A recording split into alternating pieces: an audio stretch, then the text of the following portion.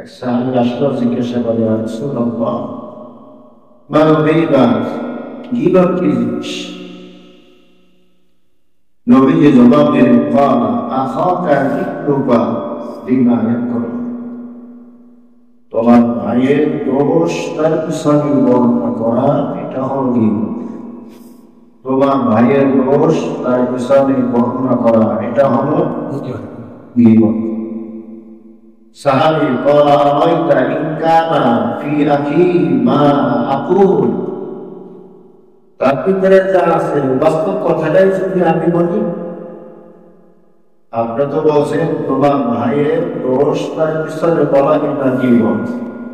ইয়া রাসূলুল্লাহ, তার বাস্তব কথাটা যদি আমি বলি, মানে তার ভিতরে যা আছে ওইটাই যদি আমি বলি। নবীজি বলেন, ইন কানা ফীহি মা তাকুলু, যদি তার ভিতরে যা আছে সেটাই তুমি বলো, এটাই গীবত। যদি তুমি যা বলেছো সেটা সত্য হয়, বাস্তব হয়, তাহলে এটা কি গীবত। আর যদি তুমি যেটা বলেছো সেটা তার ভিতরে নাই, বানোয়াট মিথ্যা বলেছো, তাহলে এটাকে বলা হয় বহতান। কি বলা হয়? বহতান। একটা হলো গীবত, একটা হলো বহতান। গীবত কি? আমার ভাইয়ের দোষ, আমার বন্ধুর দোষ, আমার আপনজনের দোষ বা আমার শত্রুর দোষ, তার পিছনে বর্ণনা করা, এটা হলো গীবত। আর আমি যা বর্ণনা করেছি সেটা তার ভিতরে নাই, এটা বলা, এটা হলো বহতান। বহতানের গঠন, বহতানের এখন গীবতের গুণ আর এখন মিথ্যা বলে। এবার আপনি যদি বলেন যে আমি যা বলছি সত্য বলছি, বলেন এটা কি হবে? কি হবে?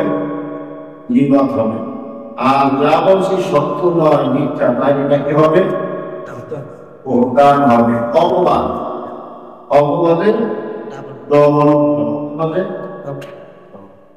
আল্লাহ আমাদেরকে গুনাহ থেকে বিশেষ থাকার তৌফিক দান করুন। আমিন। قال رسول الله صلى الله عليه وسلم الإيمان أشد من الزنا.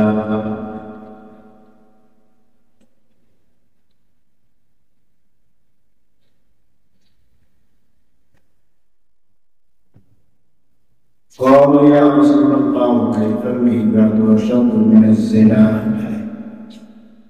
قال إن الرجل لا يزني فيزني وإن صاحب الغيبة لا يغفر له حتى يغفرها له صاحب، أو كما قال النبي عليه الصلاة والسلام. নবীজি বলে গীবত এটা জিনার চেয়েও খারাপ। গীবত করা এটা জিনার চেয়েও খারাপ। وكيف الغيبة أشد من الزنا? প্রশ্ন করা হলো গীবত জিনা থেকে কিভাবে খারাপ? নবীজি বলেন, এক ব্যক্তি জিনাকে বিচার করে ফেলেছে, অনুতপ্ত হয়ে অনুশোচনার বাড়ি ছেড়ে দিয়ে খাঁটি অন্তরে তওবা করেছে, আল্লাহ তার তওবা কবুল করেছেন, সে মাফ পেয়ে গেল। وإن صاحب الغيبة لا يغفر له حتى يغفرها له صاحبه. আর গীবতকারী খাঁটি অন্তরে তওবা করলে তার গীবত মাফ হবে না, যতক্ষণ পর্যন্ত যার গীবত করা হয়েছে সে মাফ করে না দাঁড়ায়। বুঝাইতে পারিনি? জেনা করছি, খাঁটি অন্তরে তওবা করছে, আল্লাহ আসলে যে কাজটা করছি খুব খারাপ একটা কাজ, আল্লাহ নেই আপনার এই তওবা করলাম, আর আমি কখনো জেনা করব না। তো তওবা আল্লাহর দরবারে কবুল হয়ে গেছে, আমি মাফ পেয়ে গেলাম। কিন্তু আমি আলোচনা এই অসম্মান করিয়া, আলোচনার মান সম্মান নষ্ট করিয়া এইবার যদি আল্লাহর কাছে আমি তওবা করি, আমার এই তওবা কবুল হবে না। আমার তওবা কবুল করার অর্থই হলো যার মান সম্মান নষ্ট করেছি তারপরে আল্লাহ জুলুম করেছেন। আল্লাহ কি কারো করে জুলুম করেন? আল্লাহ কোন বাদশাহ?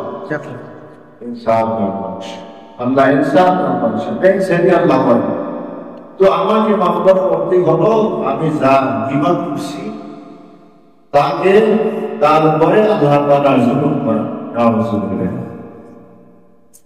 এই জন্য যা বিবাদ করেছি তার কাছ থেকেই কি করতে হবে? তার কাছ থেকে কি করতে হবে? মাফ চেয়ে নিতে হবে। অথচ আমরা দৈনিক 24 ঘন্টাই বলা যায়, যতটুকুনি সজাগ থাকে আমাদের জবান থেকে বিবাদ বের হয় কি হয় না, এটাকে আমরা গুনাহই মনে করি না। গুনাহকে গুনাহ মনে না করা এটা মারাত্মক গুনাহ। কি বলছি? গুনাহকে গুনাহ মনে না করা মারাত্মক গুনাহ। আবার বলেন, গুনাহকে গুনাহ মনে না করা মারাত্মক গুনাহ। কেমনে? গুনাহকে যদি গুনাহ মনে করিয়া করা হয়, ভিতরে একটা ভয় থাকে। ভিতরে কি থাকে? ভয় থাকে, অনুতপ্ত হৃদয় থাকে, অনুশোচনা থাকে। আমি করে ফেলেছি, হঠাৎ বিপদ মুসিবত আসলেও মনে হয় ওই গুনাহ যে করছি এই কারণে মনে আযাবটা দিছে। কথা হয় না? এরকম মনে হয় কি? যেন ওই পাপটা করছি, এই পাপের শাস্তি মনে হয় আল্লাহ তাআলা আমাকে এনে দিছে। তখন তার ভিতরে বলে যায়, হৃদয়টা কেঁপে ওঠে, সাথে সাথে সে তওবা করে, আল্লাহ ওই যে গুনাহটা করছিলাম এই খাঁটি মন করে তওবা করলাম, আর কখনো গুনাহ করব না। গুনাহকে যদি গুনাহ মনে করে না করা হয়, তাহলে ওই গুনাহের উপরে কখনো অনুশোচনা আসবে না, অনুতপ্ত আসবে না, কখনো তওবা আসবে না। ফলে বিনা তওবাই সে ওই গুনাহ নিয়ে কবরে যাবে। বুঝাইতে পারি নাই মনে? এই জন্য গুনাহকে গুনাহ মনে না করা এটা মারাত্মক গুনাহ। গুনাহকে গুনাহ মনে করিয়া করলেও ওই গুনাহের উপরে কি হয়? তওবা নসিব হয়। কিন্তু গুনাহকে যদি গুনাহ মনেই না করে, তাহলে তার তওবা নসিব হবে না। কিভাবে করে? এটা মারাত্মক এক গুনাহ। কিন্তু আমরা সমাজের মানুষ এখন এটাকে গুনাহই মনে করি না। আল্লাহ তাআলা গুনাহকে গুনাহ মনে করার তৌফিক দান করেন। নবী সাল্লাল্লাহু আলাইহি ওয়াসাল্লাম বলেন, মেরাজের রাতে এমন একটি সম্প্রদায়ের সাথে আমাকে তারা করার পর, যেই সম্প্রদায়ের মানুষের হাতে মুখ পানি বড় বড় তামার, কিসের কিসের তামার ধারানো নখ, ওই নখ দিয়া সে তার গায়ের পুষ্প ছিঁড়ে ছিঁড়ে থাকে, তার মুখের পুষ্প ছিঁড়ে ছিঁড়ে খাইতেছে। নবীজি দেখে ভয় পেয়ে গেলেন, জিজ্ঞাসা করার লাগে চিন্তা, এমন হিংস্র মানুষ তো আমি কখন দেখি না। হিংস্র মানুষ তো কথা, এমন হিংস্র প্রাণী তো আমি দেখি না যে নিজের পুষ্প ছিঁড়ে নিজে খায়। আসেনি? নিজের পুষ্প নিজে ছিঁড়ে খায়, এমন হিংস্র প্রাণী আছে কি? নাই। জিবরাইল এমন হিংস্র মানুষ কারা? জিবরাইল আলাইহিস সালাম বলেন, ইয়া রাসূলুল্লাহ সাল্লাল্লাহু আলাইহি ওয়াসাল্লাম, এরা আমার উম্মতের এমন একটা সম্প্রদায় যারা দুনিয়াতে কিবার স্বীকার করত, কিবার স্বীকার করত, কিবার স্বীকার করা যেহেতু আপন ভাইকে বুঝতে খাওয়ার সমতুল্য, এজন্য আল্লাহ তাআলা এদেরকে দেখাইতেছেন যে নিজের বস্তু সিগারেট তারা খাচ্ছে। তাহলে কি করার ক্ষতি হলো? হাসরের মাঠে নিজের গানের বস্তু, নিজের সিনার বস্তু ছিঁড়ে খায়, 1 নম্বর শাস্তি।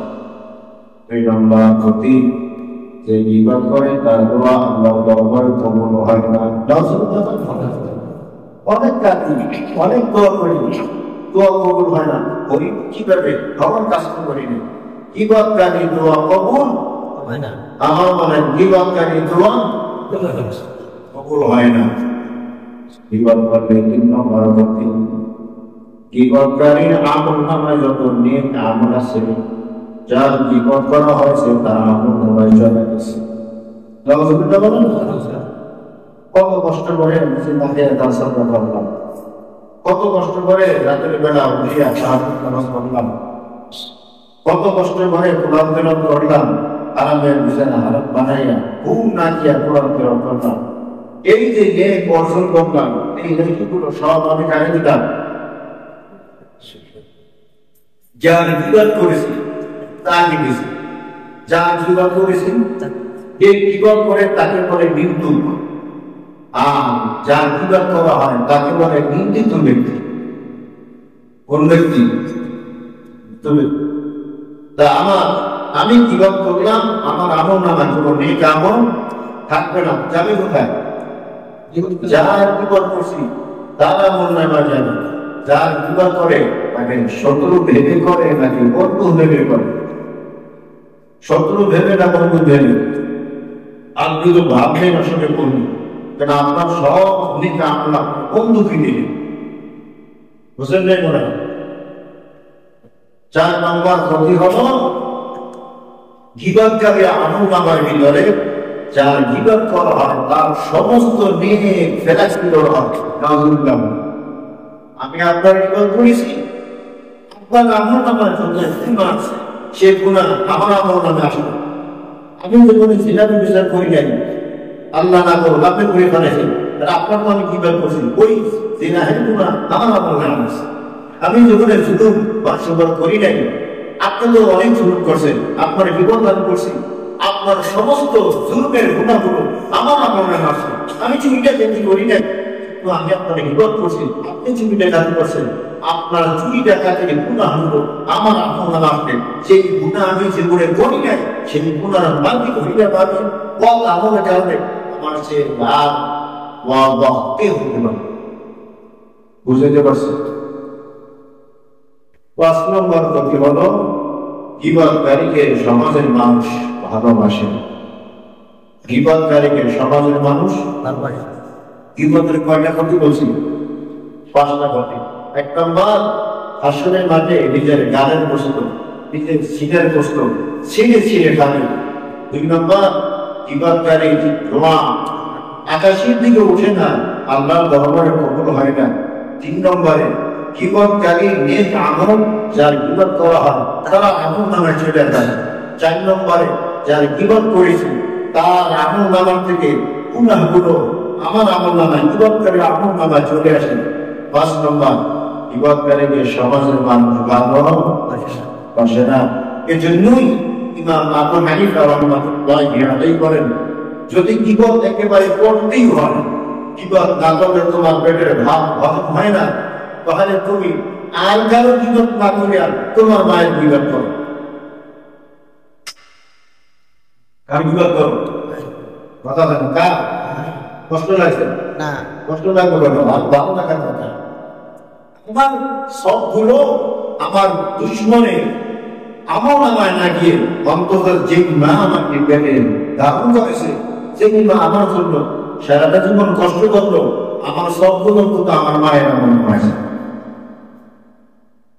কথা বুঝতে পারছেন? এজন্য হাসরের মাঠে ভয়াবহ আযাব থেকে বাঁচার জন্য দোয়া কবুল হওয়ার স্বার্থে, আমার নেক আমল আরেকজনের আমলনামায় না যাওয়ার স্বার্থে, আরেকজনের গুনাহ আমার আমলনামায় না আসার স্বার্থে, সমাজের মানুষ আমাকে ভালোবাসার স্বার্থে কি করতে হবে? গীবত থেকে বেঁচে থাকতে হবে। গীবত থেকে বেঁচে থাকতে হবে। আমাদের আগে যারা ছিলেন তারা কখনো তোমরা করতেন, তারা কখনো গীবত স্বীকার করতেন না। সুফিয়ান সৌরি রাহমাতুল্লাহি আলাইহি যখনই শুনতেন যে আমার নামে কেউ গীবত করেছেন, হাসান বসরি রাহমাতুল্লাহি আলাইহি, ইমাম মুসলিম রাহমাতুল্লাহি আলাইহি যখনই শুনতেন আমার নামে কেউ গীবত করেছেন, তো বাজারে গিয়ে মিষ্টি আনতেন, ফল আনতেন, এর ভিতরে ফল মিষ্টি সাজাইয়া হাতের দিয়ে হাতের পাঠায় দিত, অমুকের কাছে দিয়ে হাত দিয়ে আসো। দুশ্মন দুশ্মনকে তো খাওয়াই হইব। কেন? দুশ্মনে তো আমার বদনাম বলিয়া আমার যত গুণা ছিল তারা আমল নামায় নিয়ে গেছে, আর এই দুশ্মনের যত কষ্ট করে নিয়ে আমল করেছে সব আমাকে দিছে, তাকে তোমরা তাকে দিব না, কাকে দিব? সুবহানাল্লাহ। এই জন্য গীবত থেকে বেশি থাকা অতীব জরুরি। গীবত মৌখিক দ্বারা গীবত করলেও গীবত হয়, ইশারা ইঙ্গিতে গীবত করলেও গীবত হয়। ঠিক আছে, ওই যে বুঝতে পারছি একই আসে জানি বোঝেন না, ওই যে বোঝেন না গীবত হয়ে গেছে। ইশারা ইঙ্গিতেও গীবত হয়, জবানের দ্বারা যেমন গীবত হয়, ইশারা ইঙ্গিতের দ্বারাও কি হয়? গীবত হয়। নবীজি সাল্লাল্লাহু আলাইহি ওয়াসাল্লামের সামনে আয়েশা সিদ্দিকা রাদিয়াল্লাহু তাআলা আনহা কথা বলতেছেন, কথায় কথায় হযরত শাফিয়া, নবীর আরেক স্ত্রীর নাম শাফিয়া রাদিয়াল্লাহু তাআলা আনহা নাম আসে। কার নাম?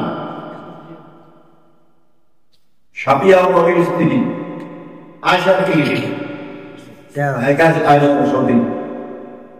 তো যখন শাফিয়ার কথা আসবে, আলোচনা আসতো, তো আয়েশা সিদ্দিকা রাদিয়াল্লাহু তাআলা আনহা বলেন, ইয়া রাসূলুল্লাহ, ও শাফিয়া, শাফিয়া তো গিয়ে শাফিয়া এই তো পেটে বলেন খাটো মানুষ, শাফিয়া ইয়া রাসূলুল্লাহ, ও শাফিয়া ইয়ে মানে এত খাটো মানুষ।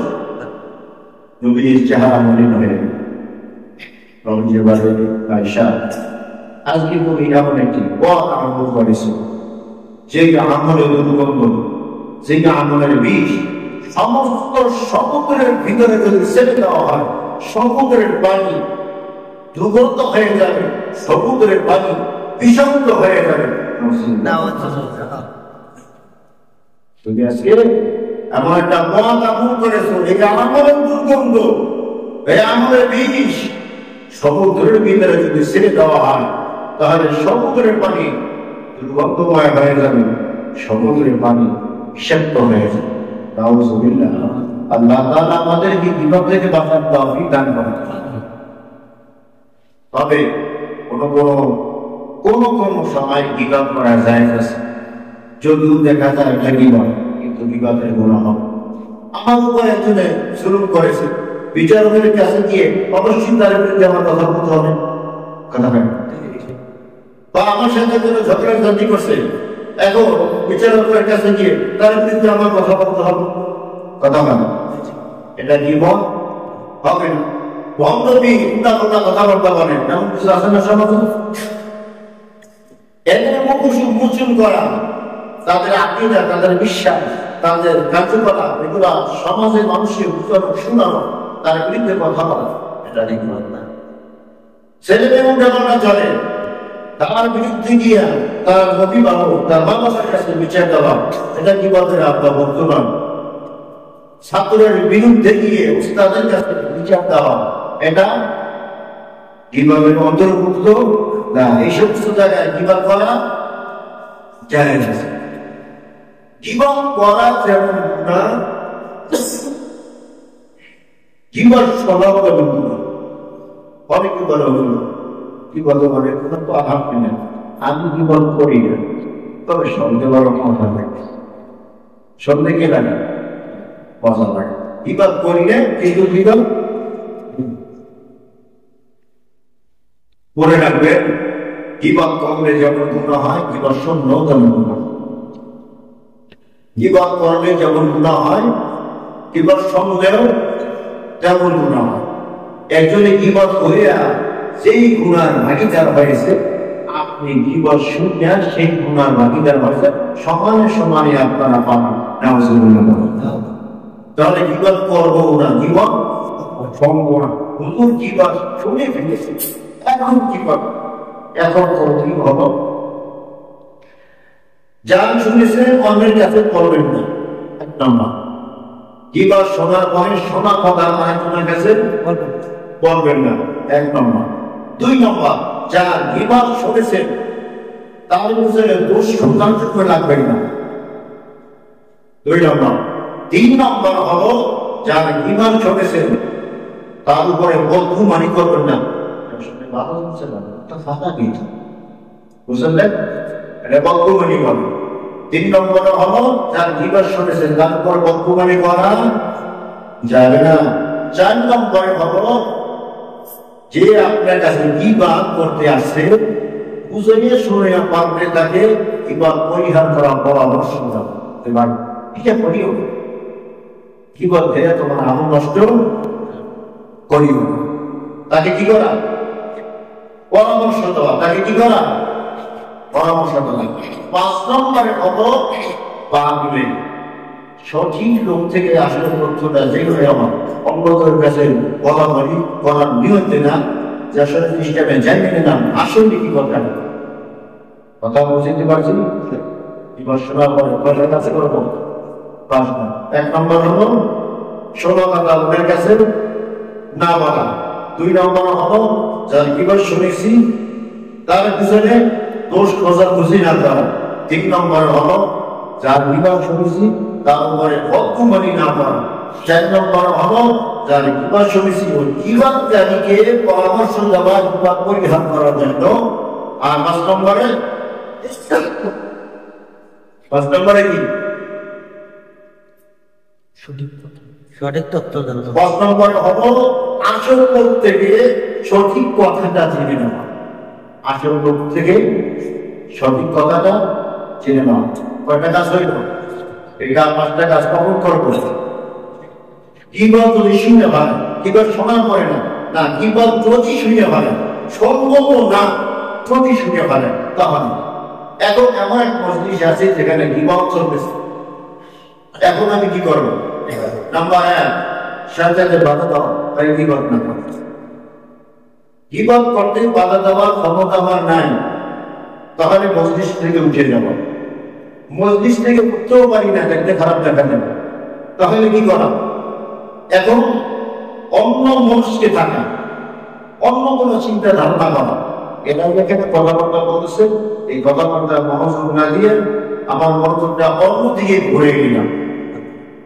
আমার মনোযোগটা অন্যদিকে ঘুরে যান, তারা যা বলবো কেউ যেতে পারি না, মুখ দিয়ে কথাও বলতে পারি না, আবার নিজের ছোট তাও কোনো হবে। তখন কি করতে হবে? আপনি মনে মনে কি করতে থাকেন, মনে মনে অবশ্য ভাবতে থাকেন, মানে তাদের কথা আমি শুনলাম না। কি বলেন? বলতে থাকলে এই 3টা কাজ করা। আল্লাহ তাআলা কোরআনে কারীমের বলেন, ওয়ালা ইয়াতাবা'উকুম বা'দা আইয়ুহিব্বু আহাদুকুম আন ইয়াকুলা লাহমা ফীহি মুশরিকা ফাকারিহতুমূহু ওয়াত্তাকুল্লাহ ইন্নাল্লাহা তাওয়াবুর রাহিম। ওয়ালা ইয়াতাবা'উকুম বা'দা, পরস্পর তোমরা গীবত করিও না, পরস্পর কি করিও না? গীবত করিও না। কেন গীবত করবা না?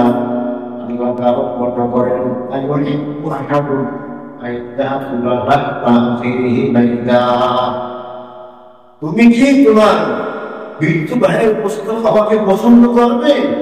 করবে না? মৃত্যু ভাই তো দূরের কথা, জিন্দা ভাইয়ের গোশত খাওয়া পছন্দ করি আমরা কেন? না,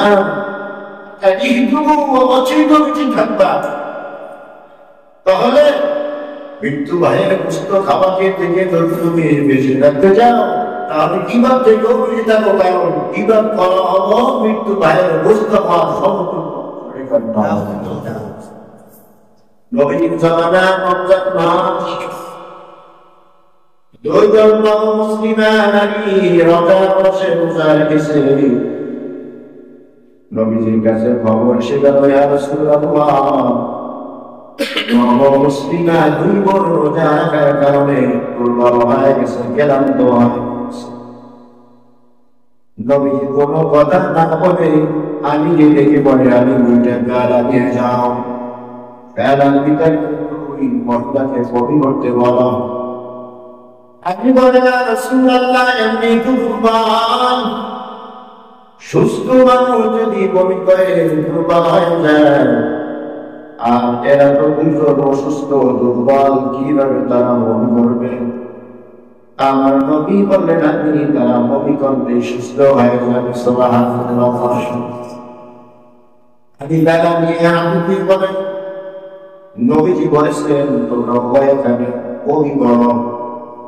দুই মহিলা বলে কোন ঢুকাইয়া যখন কবি করলো দাঁড়িয়ে বেলার বিদায় তাজা অন্ত তাজা গোস্ত করতেছে। আমি আশ্চর্য হয়ে গেছে, নবীর কাছে গিয়ে বলে ইয়া রাসূলুল্লাহ, বেলার ভিতরে তাজা অন্ত তাজা গোস্ত দেখা যায়, কবি করার সাথে সাথে তারা সুস্থ হয়ে গেছে। আল্লাহ রাসূল বলেন ওই যে আল্লাহ তাআলার বাণী ওয়ালা ইয়াতাবাদুকুম বাদা আইয়ুহিব্বু আহাদুকুম আইয়া কুলা মাহমা ফিহি বাইতা ফাকাদিতুমুহু ওয়াত্তাকুল্লাহ। পরস্পরের কিবার শেখার করুণা কিবার করা হলো কিন্তু ভাইয়ের পুস্তক হওয়া সমতুল্য। আল্লাহ তাআলা এই বাণীটা ওই দুইজন মহিলার মাধ্যমে বাস্তবে দেখাই গেছে। নাউযুবিল্লাহ। রোজা রাখার পরে পুরো করতে পারবে না, জীবন সেটা করতে পারবে না, এটা আসল তরিকা না। তারা তরিকা পরিবর্তন করেছে, রোজা রেখে জীবন সেটা করেছে। যখন ভুল তরিকার ভিতরে ইবাদত আইসা গেছে, তাদের ভিতরে দুর্বলতা আইসা গেছে। এই জন্য প্রত্যেকটা ইবাদত সঠিক তরিকায় করতে হবে। কোন তরিকায়? গলতি তরিকায় রোজা রাখলে কষ্ট হয়, গলতি তরিকায় নামাজ পড়তেও কষ্ট হয়। অনেকের নামাজ পড়তে পারে কষ্ট লাগে, পড়াই করতে পারে কষ্ট লাগে, কোরআন একটু পড়তে পারে কষ্ট লাগে। সহি তরিকা হয় না দিলে তার কষ্ট হয়। যদি সহি তরিকায় করতে পারে কষ্ট হইত না। কারণ ইমান তারা যতই দুর্বল হোক, ইমান তারা ইবাদতের মাধ্যমে তারা চাঙ্গা হয়ে যায়। সব কথা হলো জীবন থেকে বেঁচে থাকা। সে থেকে আজকে আলোচনা আমরা জীবন থেকে বেঁচে থাকবো ইনশাআল্লাহ।